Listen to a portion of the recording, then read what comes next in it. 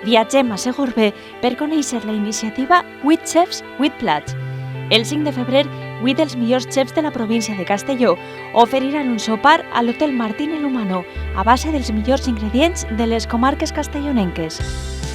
El aceite de la provincia de Castellón es la base gastronómica de todas las elaboraciones tradicionales. El aceite de la Serrana de Espadán es un aceite con un aroma muy intenso y un punto picante al final.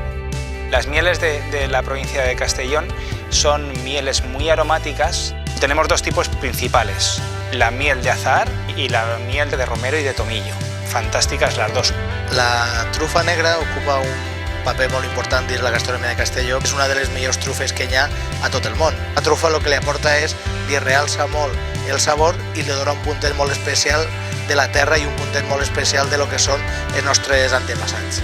El arroz en la gastronomia de Castelló és molt important per l'arraigo que té, és un tema cultural, de tradició. Lo bo de l'arròs és que absorbís tots els sabors que li puguis afegir i en qualsevol producte està molt bo.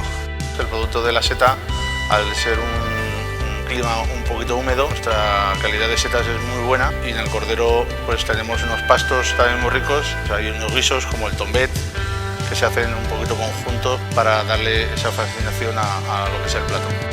Dins de la gastronomia de Castelló, la taronja pues, té un paper prou important. I sempre havíem encaixat en els postres i la veritat és molt més versàtil, des d'un maridatge en cerveses, marida també en peixos, en carns, pans salats, té un sinfín de possibilitats d'utilització.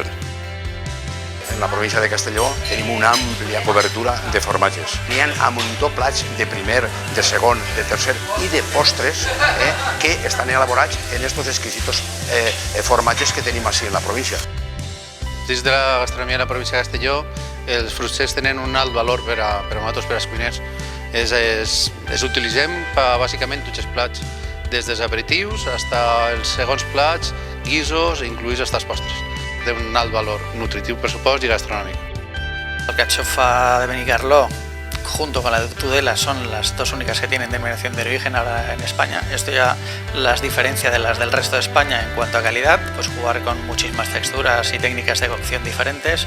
El pescado lo tenemos en las lonjas todas las tardes, la compra es directa, no viene viajado ni de Coruña, ni de Chile, ni de Argentina. Tenemos una diversidad con una calidad altísima. Tots estos ingredients comptaran també amb begudes autòctones. Jo definiria els vins de la província de Castelló com a vins que tenen un gran potencial.